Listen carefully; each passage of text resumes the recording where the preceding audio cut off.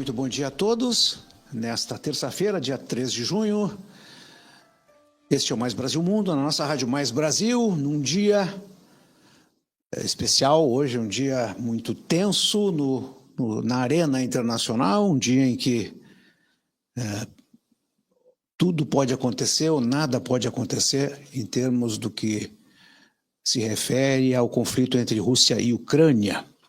E eu lembrei, rapidamente, para fazer a abertura do programa, antes de chamar meu convidado, eu lembrei de uma mitologia chamada Espada de Damocles.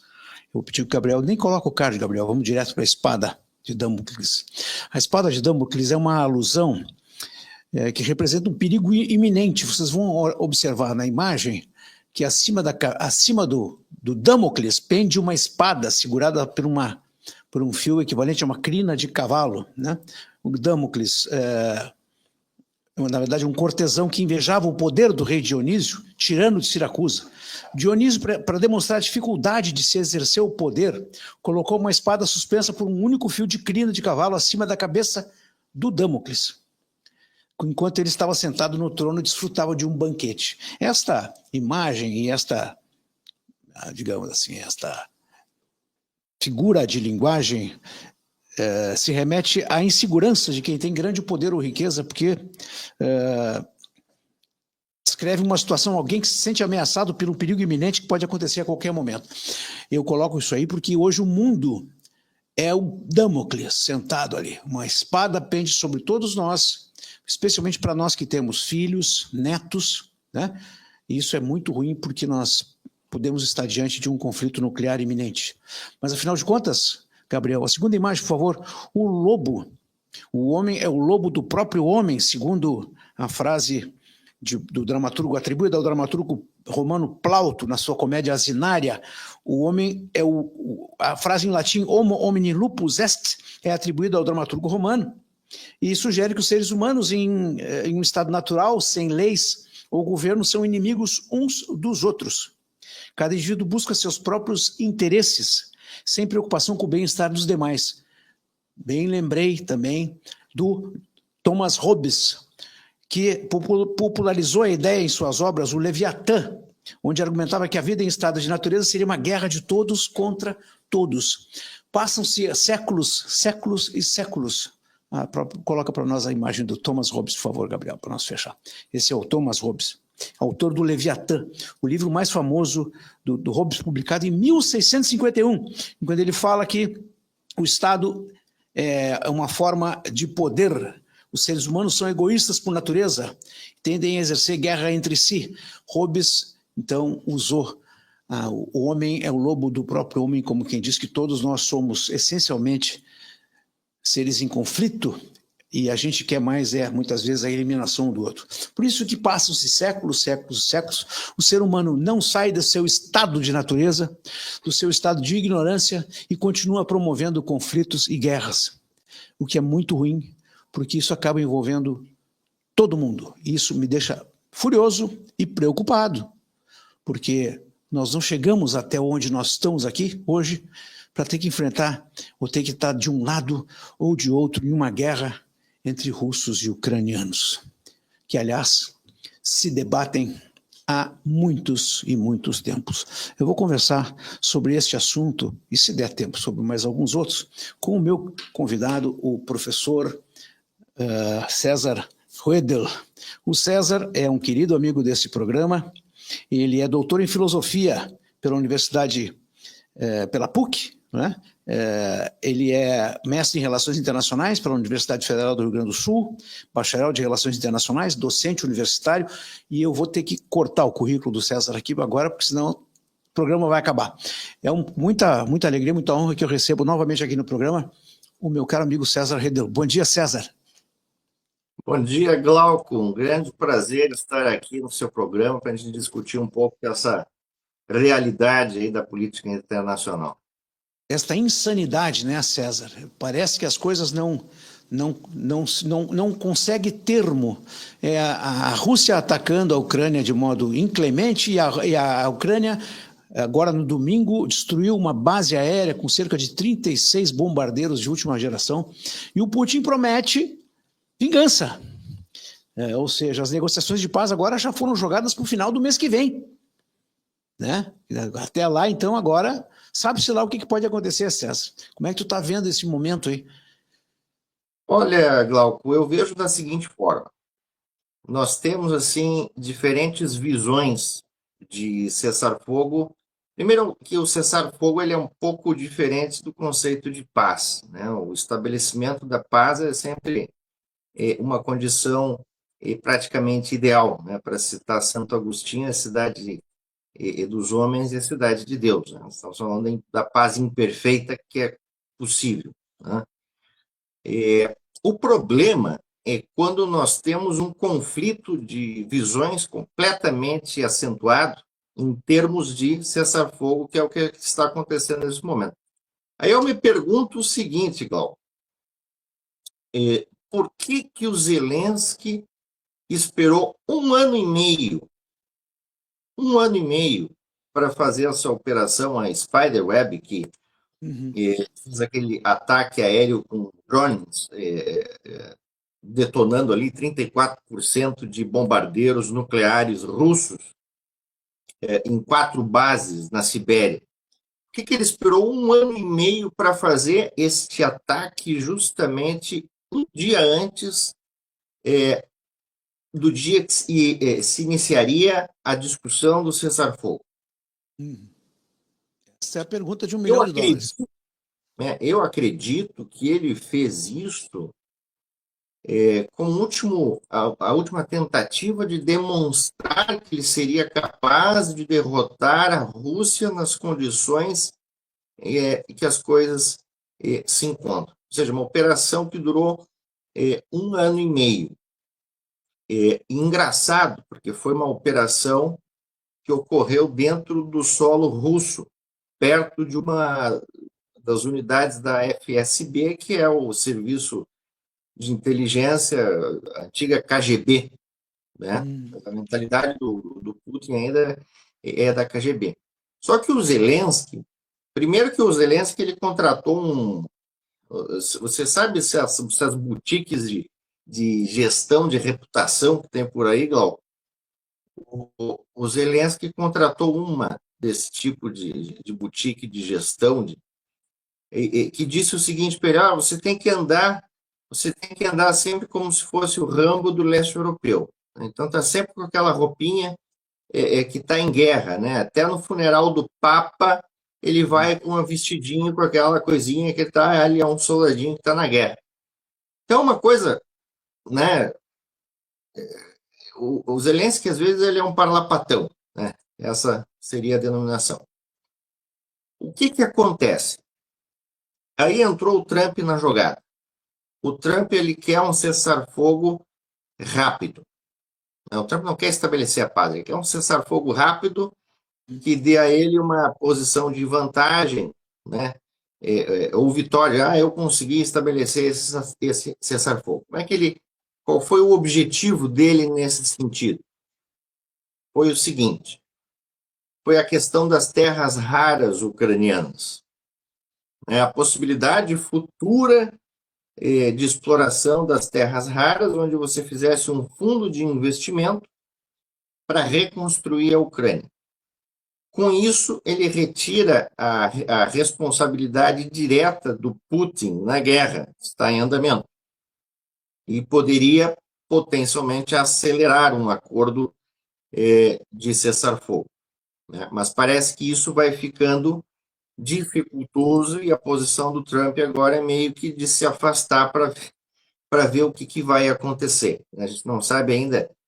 Houve uma espécie de diversos ataques aéreos recentes agora, inclusive em Kiev, capital da Ucrânia, né, nessa madrugada, mas a gente não sabe que tipo de resposta ainda vai ter, né? Porque a mentalidade soviética do Putin ela é demorada, mas ela vai respondendo e às vezes a resposta pode ser muito mais a gente tem uma expectativa e é completamente diferente, então isso certa feita lá em 2024, e hoje eu acho que é o dia 1196 desse conflito, né?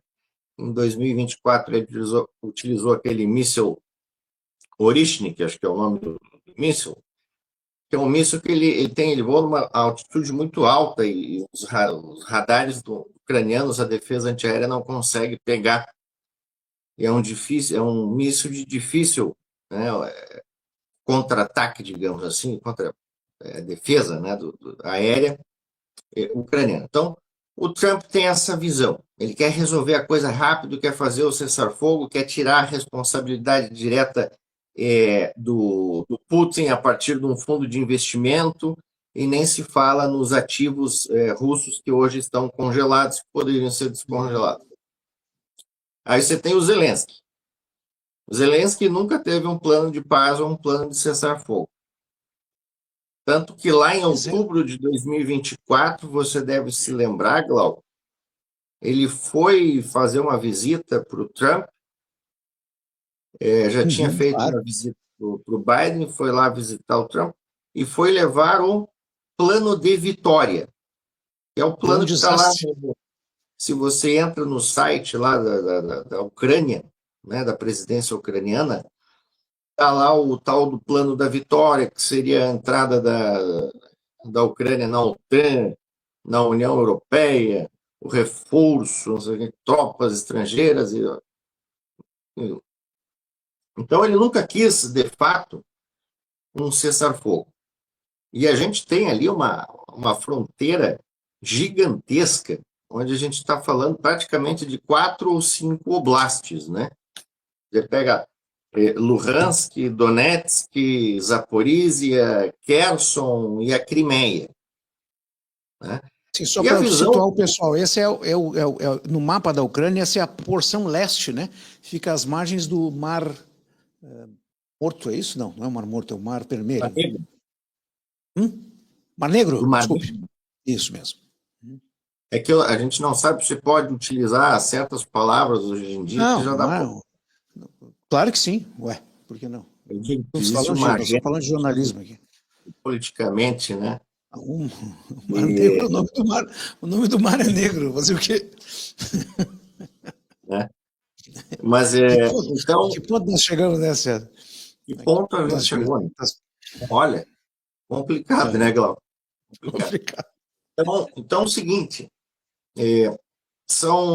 a visão do Putin é a visão do expansionismo soviético. O Putin ele tem na orelha um fantasma da KGB e na outra orelha ele tem um Alexander Dugin, que é um malucão lá que, digamos assim, é um guru, né?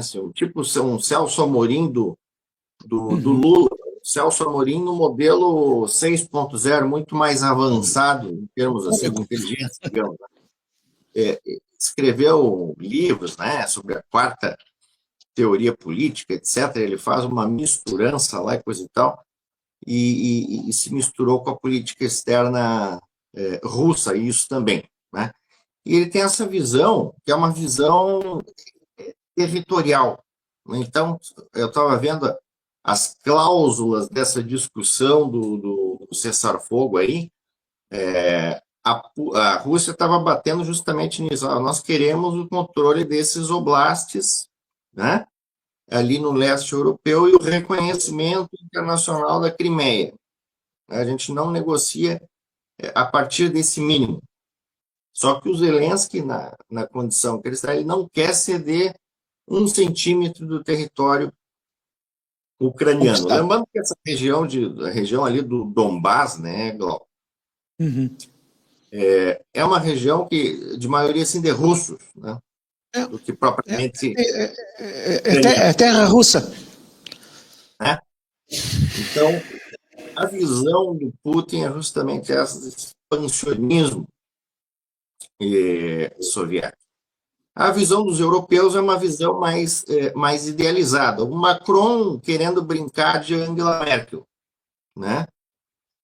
Mas aí também, aí abre a porta do avião, ele leva uma bofetada lá da mulher. Né? É um homem cheio de poder. É uma piada internacional, né? Então, os líderes europeus, né? Agora estão nesse negócio de nós vamos nos rearmar, e porque eles saíram da zona de conforto, né? Porque eles têm ali na porta deles tem uma guerra, e estavam na zona de conforto na medida que iam enfiando dinheiro, mandando dinheiro para o Zelensky, e o Zelensky brincando de Rambo e gostando de brincar de Rambo do leste europeu, foi levando a guerra. Ele nunca teve interesse em um cessar-fogo, né? Então, Muito do dinheiro que os americanos alegaram que enviaram não chegou, né? Segundo o próprio Zelensky, né? O próprio Zelensky disse assim, olha, eles estão dizendo que mandaram 200 bilhões, eu só recebi 60. Né? E tem uma, Então, tem uma outra coisa curiosa também da propositura russa, que é o seguinte, cai a lei marcial, tem que ter eleições em 100 dias. Pô, mas isso não é do interesse do Zelensky. O Zelensky ele quer estar na frente ele quer ser né, digamos, um líder, né, um salvador do mundo. Só que assim, nessa altura do campeonato, tem que ter um certo pragmatismo, né? Porque senão essa é a palavra mágica, viu? Essa é a palavra mágica. Porque eu estou vendo aqui um comentário de um ouvinte, um espectador, que disse assim, vocês são muito russetes, diz ele, querem a rendição incondicional da Ucrânia. Meu amigo, o nome desse jogo ele é muito diferente. É muito diferente, é um jogo muito complexo, que ele envolve a segurança do mundo inteiro, inclusive sua e da sua família. Entendeu? Não estão brincando aqui, não é uma briga entre dois cães separados por uma cerca. Isso aqui são dois países, sendo que um deles é um país que é oriundo da sua União Soviética, é dona do maior arsenal nuclear do planeta e tem um ex-agente da KGB presidindo esse país há 20 anos. Desculpe, há 24 anos. O Vladimir Putin, com rédea firme, leva os russos no tranco há 24 anos. Então, não se brinca com um sujeito desse que tem um arsenal nuclear do mundo. É necessário que haja negociação, né? E na briga entre duas potências, ou dois países de diferentes escalas de valor de potência, há que negociar.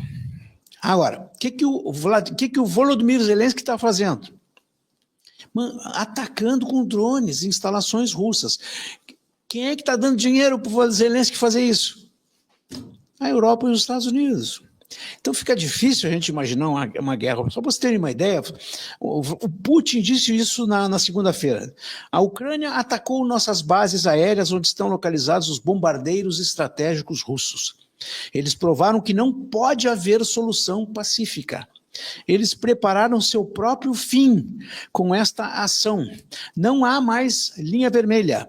Eles se arrependerão do que fizeram. E está prometendo o cerco de Kiev. Para logo.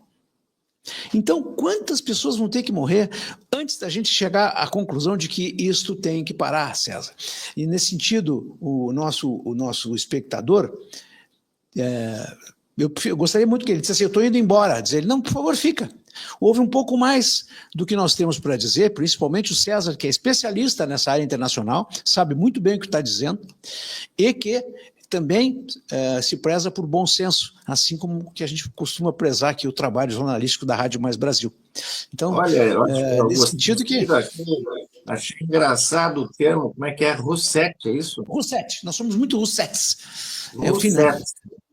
Eu vou dizer para esse camarada, amigo nosso aí, do ouvinte, telespectador, o seguinte, a minha tese de doutorado toda foi construída em cima do que a gente chama de ius pós bello, o direito após a guerra, o direito na terminação dos conflitos, né? Eu sou um profundo estudioso dos tratadistas católicos, dentre eles Francisco de Vitória e Francisco Soares, que criaram todos os mecanismos do direito internacional público a partir do ius gentium, que era o antigo direito internacional público.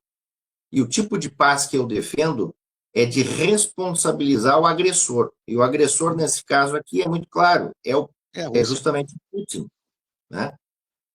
Então, só para dizer para esse nosso amigo aí, que está me chamando de Russetti, que ele investigue um pouco mais, né, antes de sair utilizando esse termo jocoso. né? Uhum. Inclusive, uma vez eu recebi um convite por e-mail daquela agência de notícias ou coisa e tal, que era Sputnik. Eles queriam me entrevistar, eu nem respondi o e-mail, né?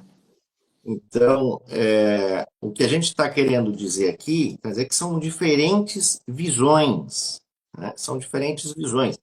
E o que nós temos estabelecido é uma guerra de atrito, que é uma guerra custosa para os dois lados, onde você não tem vencedor e nem perdedor, né? Os dois lados estão perdendo e a cada dia estão perdendo mais, inclusive em termos de soldados, né? Porque essa discussão, Glauco, então, que teve a segunda rodada lá na Turquia, eles queriam fazer troca de prisioneiros e de corpos, né? De soldados e mortos. Essa era uma das coisas que, pelo menos nessa rodada de negociação, tinha avançado, fazer essa troca, né? O resto tudo ainda uma grande incógnita, porque não sai um documento, são apenas manifestações das pessoas que participam dessas rodadas de negociação. Uma pessoa diz uma coisa, outra pessoa diz outra, né? E a coisa vai andando nesse tom, né?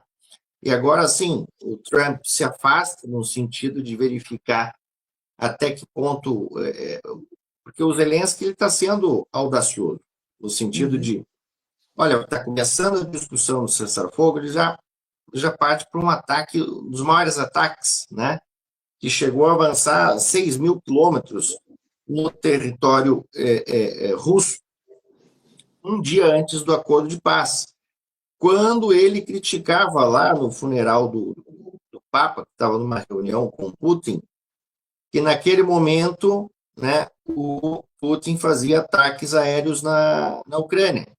Então, nós temos aqui, não há nenhum santo, né, e todos os líderes mentem, né? Inclusive, tem um livro muito interessante do Mearsheimer, que é um teórico realista, que é o seguinte: os líderes mentem, né? A mentira é a base, né, da política internacional, né?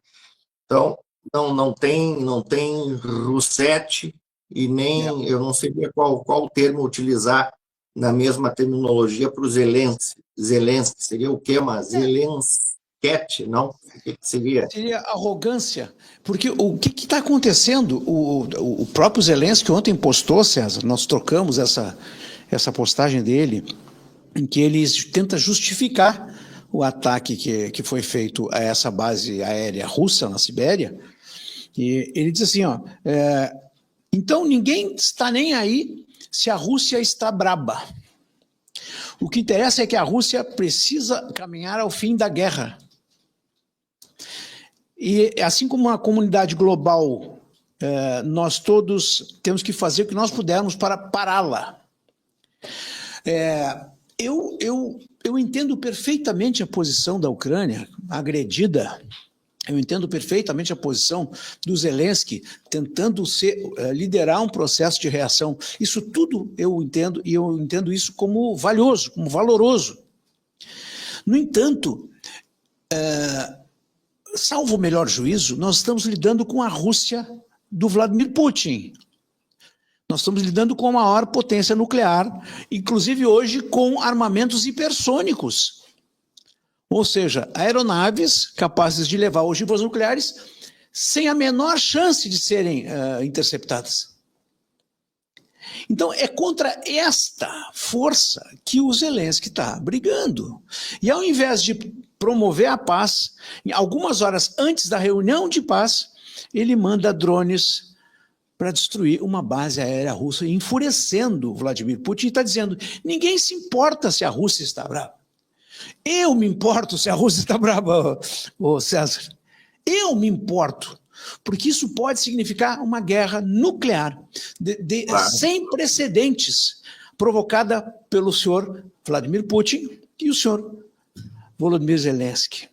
Só para recuperar, tem um recado aqui do Lauro Silveira. Com todo respeito ao professor e ao Glauco, a Rússia está passando vergonha. eu concordo plenamente com o Lauro, né? É porque lá no início da guerra ia se dirigindo uma coluna de blindados de, sei lá, 100 quilômetros para Kiev, Uhum. né? E ficou lá, se enterrou no barro, teve problema de logística, e a ideia do Putin era capturar Kiev em 3 dias. Nós estamos já em 1.196 dias da guerra, ou seja, foi uma estratégia completamente frustrada, Uhum. né? Isso é sabido, né? Isso é sabido. Mas agora, é isso que o Glauco está dizendo. O Putin ele ainda tem poder de munição, poder de produção de munição que a Europa, somente a Europa não teria sem a ajuda dos Estados Unidos, né? É uma potência nuclear, né? O Glauco está falando e lembrando muito bem da tecnologia dos mísseis hipersônicos, né? São tecnologias avançadíssimas, né? Inclusive a Rússia, a China, os Estados Unidos agora parece que está entrando também no domínio dessa tecnologia. Mas a gente não sabe, daqui a pouco, né, a possibilidade da utilização de armas nucleares, né? E aqui a gente tem dois tipos de armas nucleares, né? As táticas, que atingem um perímetro menor, e as estratégicas, aquelas que são para acabar com uma cidade ou com um oblast inteiro, né? Então, assim, a gente vê com bastante pessimismo esse avanço nas negociações. O Trump tentou fazer ali tentou entrar na jogada, tentou estabelecer uma questão essa de um fundo de investimento das terras raras, mas aí é uma série de questões que viriam também, porque as terras raras, elas são de difícil exploração, por isso que são chamadas de terras raras, né? A gente pega a tabela periódica, aqueles elementos lá de baixo, assim, né? Eu me lembro daquelas tabelas, aqueles Terras raras elementos. actinídeas e terras raras lantanídeas. O Glauco é um especialista nesse tema, uma autoridade, eu nem vou discutir com ele, né? Essa parte técnica, mas são de difícil exploração, né? E ele tentou utilizar esse recurso para tentar acelerar mas aí não deu. O Zelensky não estava propenso justamente para o processo de paz.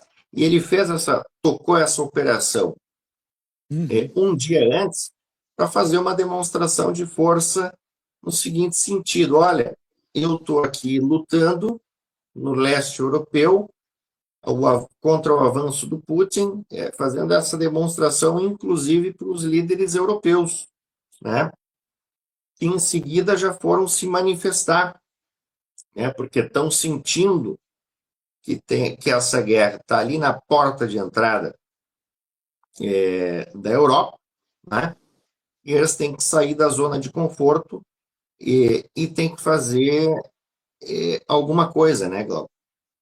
Olha, César, um ouvinte também aqui, um outro espectador nosso, o Gilberto, diz o seguinte, ó, leram o memorando que o Putin enviou ontem para a Turquia as condições para um cessar-fogo, total submissão da Ucrânia, a Ucrânia não vai aceitar e nem seus aliados. Bom, esse memorando que o Putin mandou ontem, ele é rigorosamente o mesmo de 2014.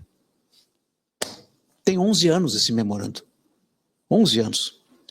Reconhecimento da Crimeia, Lugansk, Donetsk, Zaporígia e Kherson, como o Ceará falou, regiões ocupadas já pelas tropas russas, e corresponde a 20% do território ucraniano, mas não é só ocupação. Essas regiões têm origem étnica russa, falam o russo nessa região. Retirada completa das tropas ucranianas desses territórios, interrupção de fornecimento de armas e da inteligência do Ocidente à Ucrânia, realização de eleições na Ucrânia. Olha que ponto chegamos. O Putin querendo eleições na Ucrânia, né? Limitação do exército ucraniano tanto nas quantidades de tropas quanto de armas, e proibição da Ucrânia de ter armas nucleares e abrigar estes armamentos em seu território. Essa é uma imposição que a Rússia está propondo, que tem como objetivo não a paz, mas o cessar-fogo, como o César bem disse também no começo.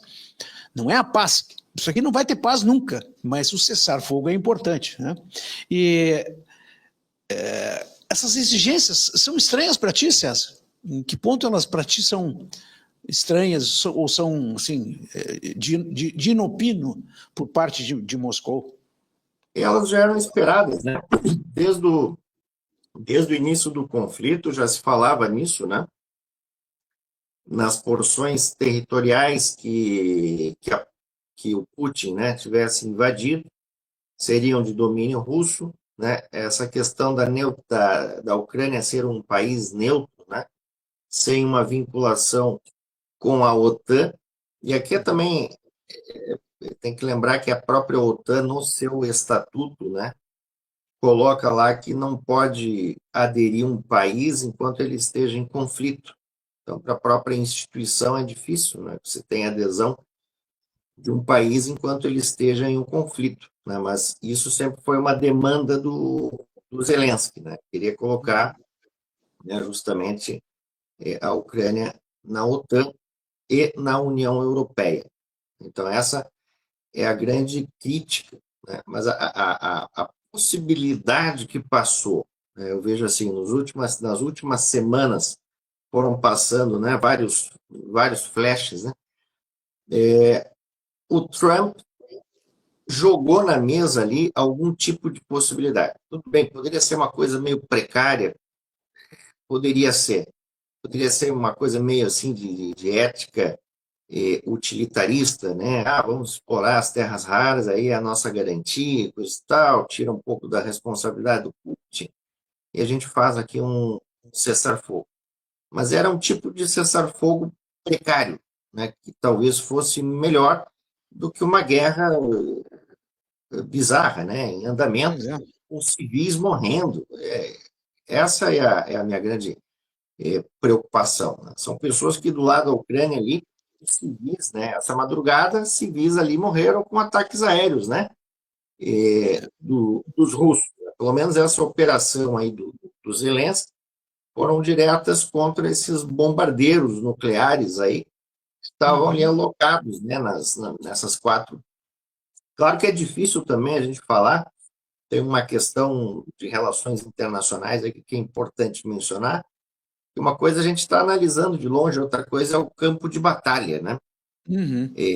É uma fronteira muito grande, né? Há um entrechocar ali terrestre significativo entre as tropas russas e ucranianas. Diariamente há avanços de um lado, avanços do outro, e é justamente essa característica que não termina que é o que na doutrina a gente chama de guerra de atrito, né? Porque ela é uma guerra custosa, né? E aí o Trump, claro, né, a preocupação dele, né, é o seguinte, com o dinheiro dos contribuintes americanos, até que ponto uma guerra de atrito é um investimento, né, ou é um dinheiro que vai ser bem aproveitado?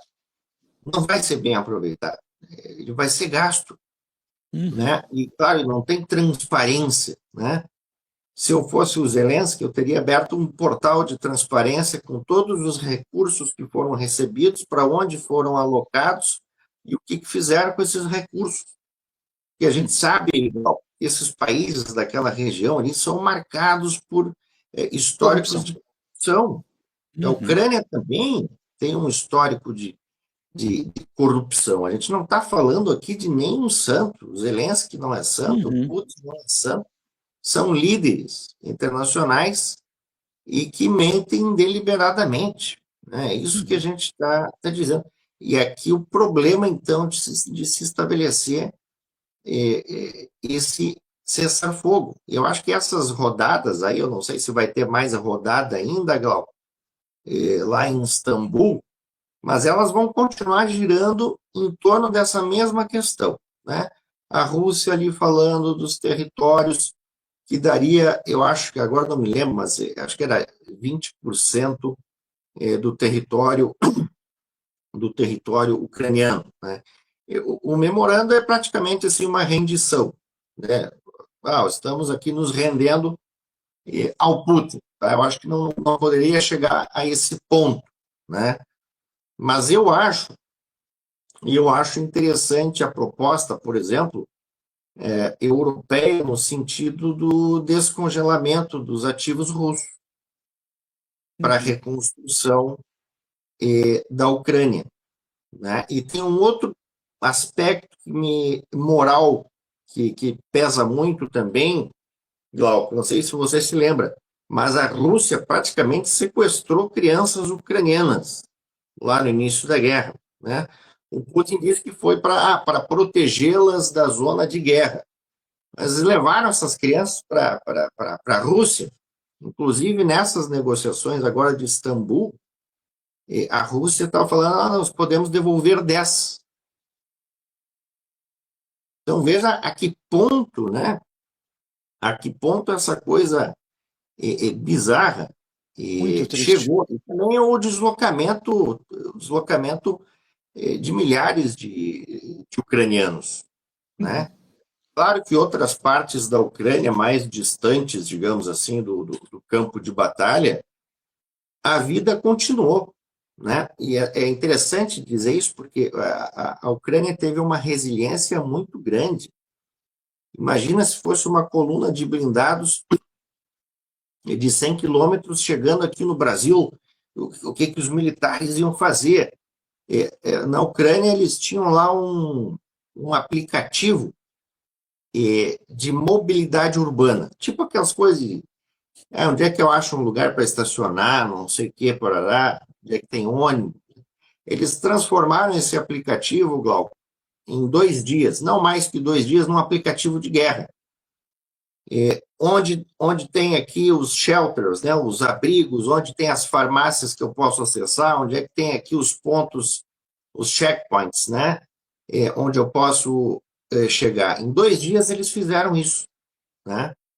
Isso demonstra capacidade de resiliência.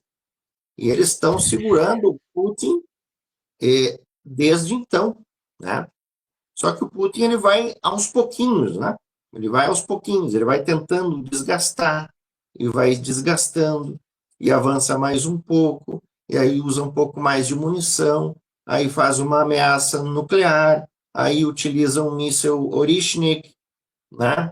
Que é um míssil muito complicado de se lidar e tem um potencial de devastar importante, né? Então, eu acho assim que são visões completamente distintas nesse momento de cessar-fogo. E esse processo de cessar-fogo, que não é o processo de paz, ele é muito complicado. É só ver aqui o Oriente Médio também, né, Glauco? O que está acontecendo lá e o quão difícil é você chegar num acordo de cessar-fogo, né? Só que vem sempre essa questão da reconstrução. Primeiro, quem vai reconstruir um país todo quebrado? Quem que reconstrói? Na minha visão, essa responsabilidade tem que recair no agressor, né? Ou seja, a responsabilização, a restituição, né? O processo da restituição e o processo da proporcionalidade, que foram mecanismos que foram incluídos numa rúbrica que a gente chama da doutrina da guerra, que ela foi construída lá ainda a partir dos tratados de Santo Tomás de Aquino, que criou a concepção e a doutrina da guerra justa, né? E depois veio toda a construção do direito do ius gentium e do direito internacional, né? Então, vejo assim com pessimismo essas rodadas, né? Porque ali você também está enviando oficiais e burocratas, né? Você não está com os líderes, não estão ali. Aí eu não Ainda sei não se se puseram a realmente, tentar. eu não sei se realmente haverá essa possibilidade do Zelensky e o Putin frente a frente. Acho muito improvável. Acho muito. E ainda mais agora, olha aqui, ó, esse ataque que foi feito através de drones, né? Que que escondidos em caminhões destruíram mais de 40 aviões de guerra russos, esses bombardeiros. Isso deu um prejuízo de 7 bilhões de dólares. 7 bilhões de dólares, só um ataque, né? Já a Rússia também quebrou um recorde ontem. Fez o maior bombardeio de drones, 472 drones. César, eu não sei quanto é que custa um drone, mas nós estamos falando de quase uma dezena de milhões de dólares. 472 drones foram lançados contra a Ucrânia, contra diversos alvos na Ucrânia. E tudo isso, gente, vai matando gente. O César falou aí da questão do sequestro de crianças, mas tem criança morrendo. Tem velhos, tem mulheres, tem pessoas inocentes morrendo aos borbotões por conta deste impasse. Não é nem mais da guerra, é do impasse em nome da paz. Quer dizer, olha como é importante a gente evitar o conflito. Porque o conflito, uma vez iniciado, ele pode não terminar tão cedo. E cada dia que passa esse conflito mata mais gente. E essa, inclusive, foi a preocupação inicial do Trump. O Trump disse assim, olha, condição sine qua non para a gente enfrentar esse problema é o seguinte, nós temos que acabar com a mortandade, com o morticínio de pessoas. As pessoas têm que parar de morrer na guerra. Nós temos que parar essa guerra para que as pessoas parem de morrer.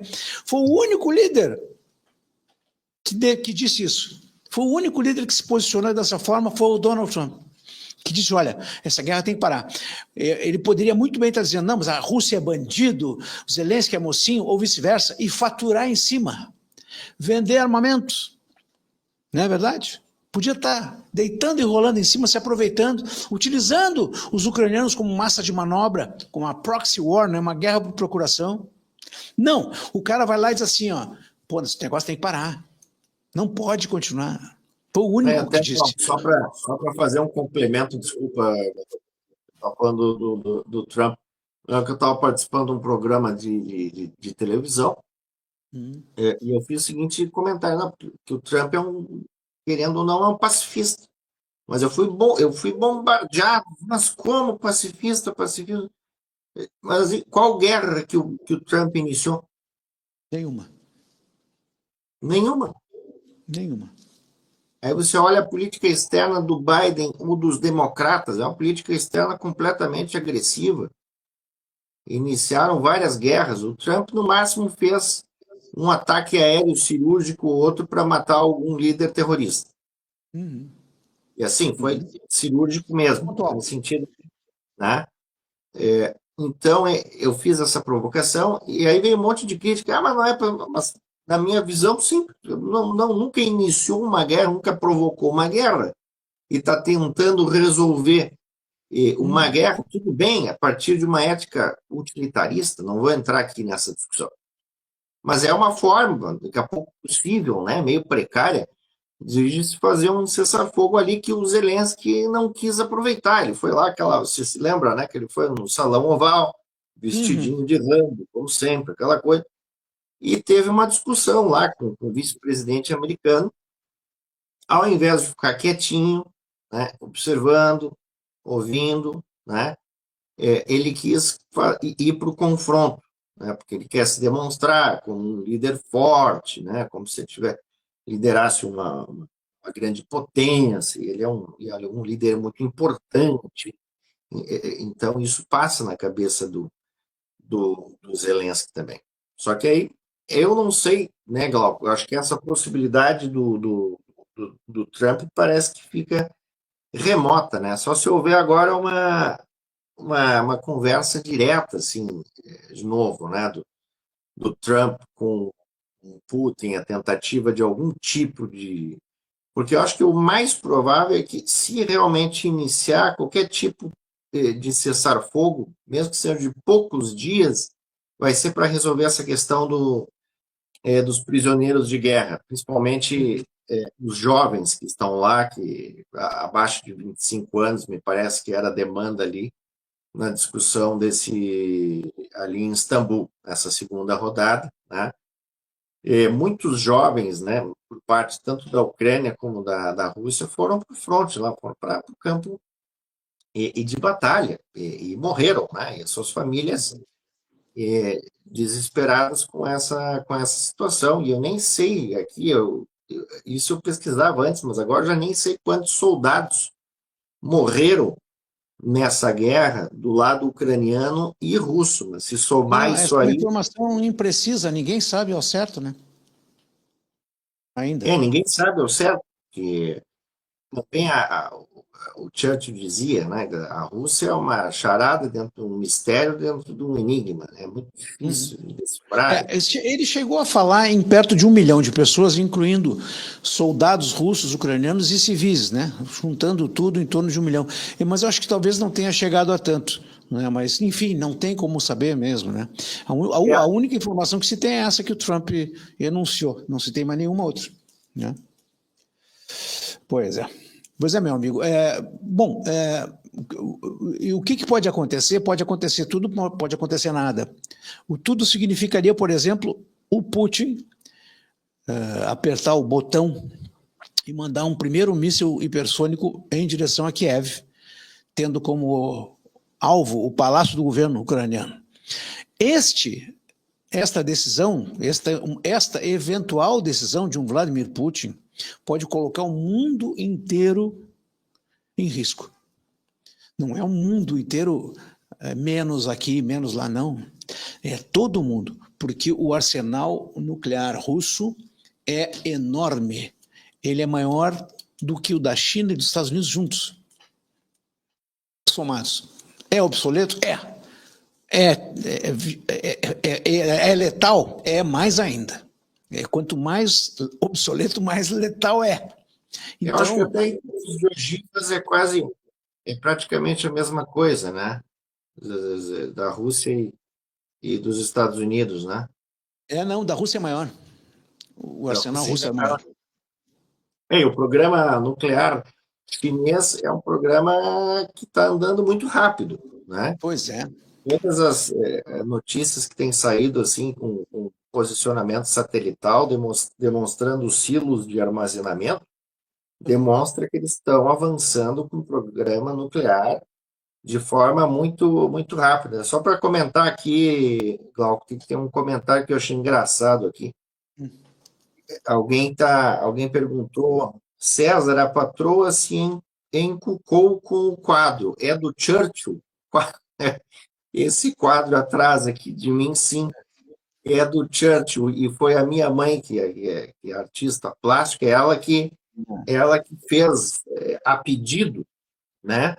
Inclusive, eu solicitei que fosse fumando um charuto. Então, é o Churchill, sim, fumando um charuto, para responder aí, deixa eu ver como é que é o nome aqui. O Shen Sang o nome dele é Moisés, ele assina como Shen Sang. Shen Sang. Shen Sang. Você é japonesa? O que é chinês? Não sei. É um avatar dele lá, é um apelido que ele próprio se atribui.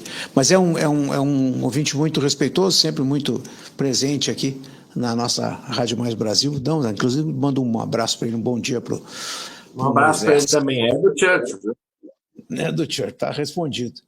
Bom, meu amigo, eu queria conversar um pouquinho contigo também sobre o Big Beautiful Bill, mas não vai dar tempo, porque nós estamos terminando o nosso programa de hoje, né?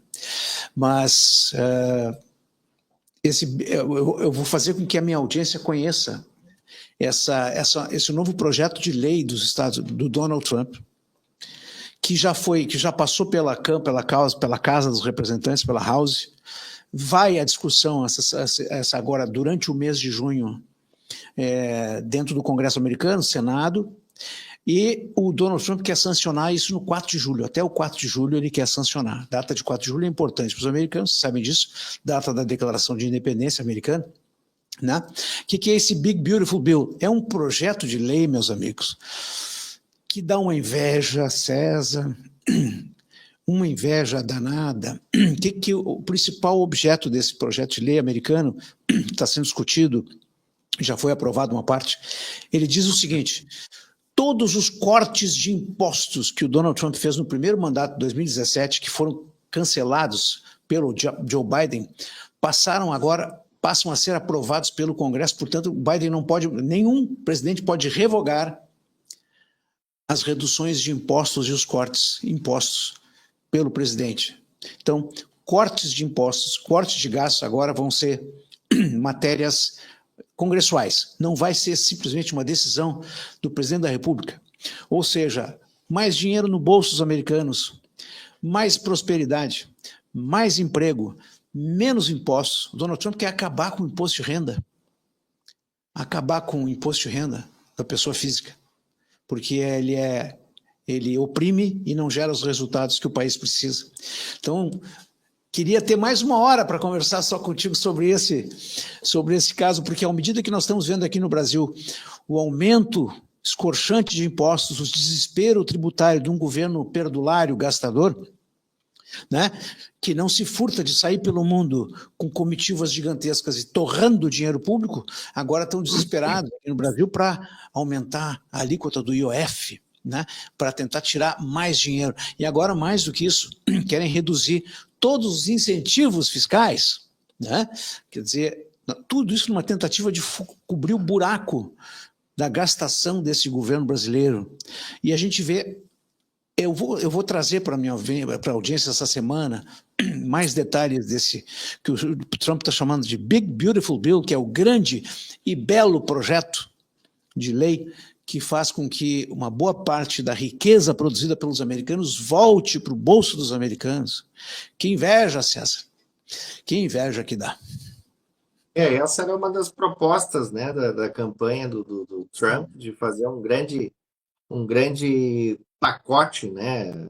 Assim como o Milei, né, conseguiu avançar incrivelmente na Argentina, ele fez um pacotaço também, agora me esqueci o nome tinha um nome lá, o pacotaço do Milei. Pois é. E aí tem o do Trump, esse aí que é justamente voltar aos termos lá do primeiro mandato, ainda quando ele conseguiu fazer essa redução dos impostos. Depois veio o desastre Biden, né? E agora parece então que por um mecanismo ali da própria legislação americana poderia se retornar então, voltar a essa questão de se baixar os impostos, né? A questão também das tarifas aí está num processo de vai e vem, tem uma briga com o judiciário americano, o judiciário, não pode tarifas. Foi superado.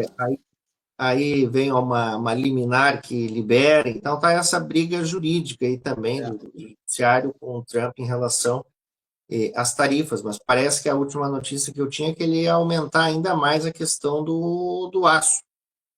E agora outras tarifas ele pausou, outras tarifas ele diminuiu, né?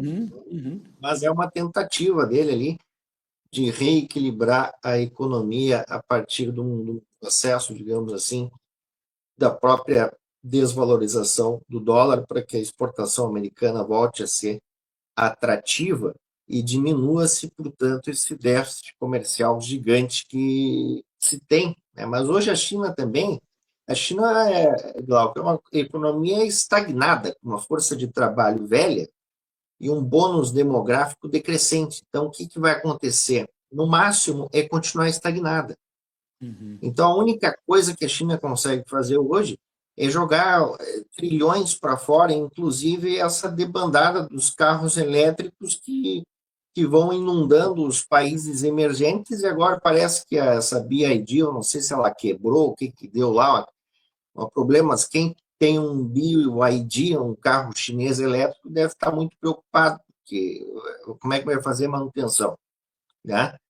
Então, é o resultado dessas políticas, né, da estagnação interna, e aí exportou demais o excedente, porque não há possibilidade de consumo. Isso aí chegou nos mercados, inclusive o brasileiro, né, o mercado automotivo comprou muito essa ideia, e está aí um monte de carros chineses aí, mas quem é que vai garantir, né? Daqui a pouco, eu não sei se você usa um BYD chinês, Cláudio, não? Não, eu já utilizei como passageiro do Uber. Achei uma proposta boa, são carros bem acabados e tal, né? Mas enfim, ainda falta muito, porque tu não pode viajar com um carro desse, né? Com nenhum carro elétrico que não seja híbrido, tu não pode viajar, ele não tem autonomia. Então, acho que é uma ideia boa que ainda tem que ter muito desenvolvimento pela frente, mas de qualquer maneira, só o fato de ser um carro ecologicamente correto, para mim já agrada. Ninguém aqui é contra as coisas que são potencialmente benéficas, né? Seria um contrassenso a gente estar defendendo ideias como liberdade e etc., e ao mesmo tempo ser contra aquelas coisas que potencialmente tem que ser feitas, até porque os próprios especialistas dizem que o motor a combustão está com as horas contadas, e de fato, né?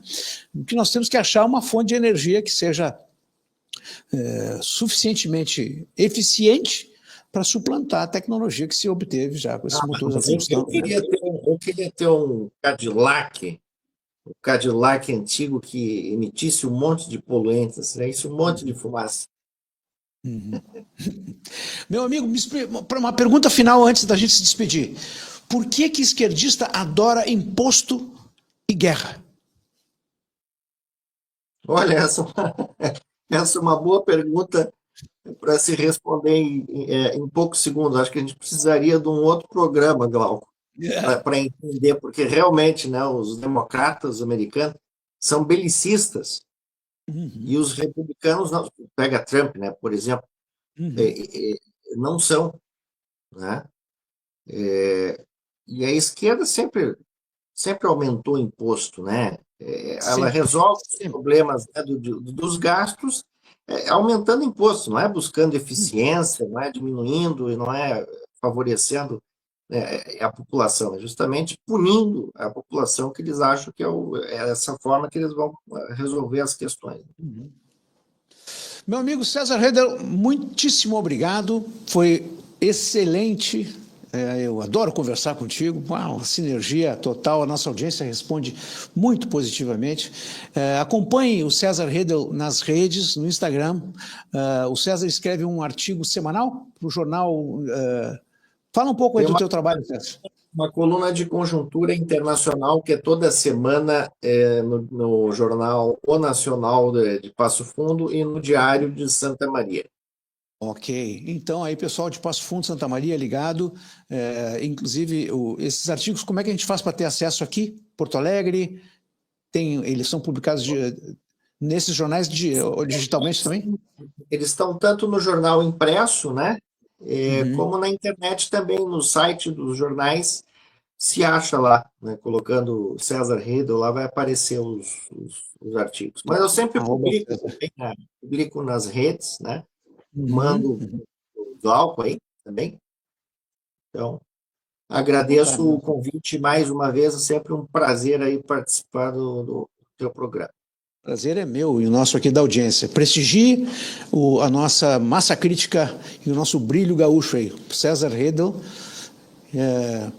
e continuamos juntos aqui com ele. Então, logo voltaremos a conversar. Meu amigo César, um abraço forte e, como sempre, um abraço carinhoso na vossa patroa aí, nossa amiga Ana Paula. Vou transmitir, ela te manda um abraço também. Tá bom, muito obrigado, César. Esse é o Mais Brasil Mundo de hoje. Vou pedir que o Gabriel coloque o primeiro card do programa do Tio Júlio de hoje, imperdível. O STF vai mudar o marco da internet. Isso está previsto para amanhã, gente, para censurar redes sociais. O Congresso não vai fazer nada. Essa é a pergunta de 100 milhões de dólares. Então, hoje, da 1 às 3 da tarde, com o Luciano Zucco, deputado federal pelo PL do Rio Grande do Sul, com a participação do nosso queridíssimo Daniel Zimmermann, do Gustavo Reis e do Ronald Hilbrecht, do economista Ronald Hilbrecht. Então, imperdível hoje à tarde o programa do Tio Júlio. E também, amanhã, às 10h10 da manhã, nós vamos fazer uma super live de teste. Amanhã, às 10h10 da manhã, eu, o Guilherme Baumhart e o Júlio Ribeiro, para lançar o nosso canal Tudo Mais Brasil, de informação, inspiração e diversão. Tudo junto, Tudo Mais Brasil, amanhã, 10h10 da manhã, logo depois desse programa aqui, do Mais Brasil Mundo, que amanhã eu vou receber o Bernardo Assaf. Nós vamos falar sobre a Argentina, que também está lá bombando. Quer dizer, nós temos inveja ao sul e invejamos ao norte também. Mas, enfim, a gente um dia cresce e um dia chega lá. Forte abraço a todos e até amanhã no Mais Brasil Mundo.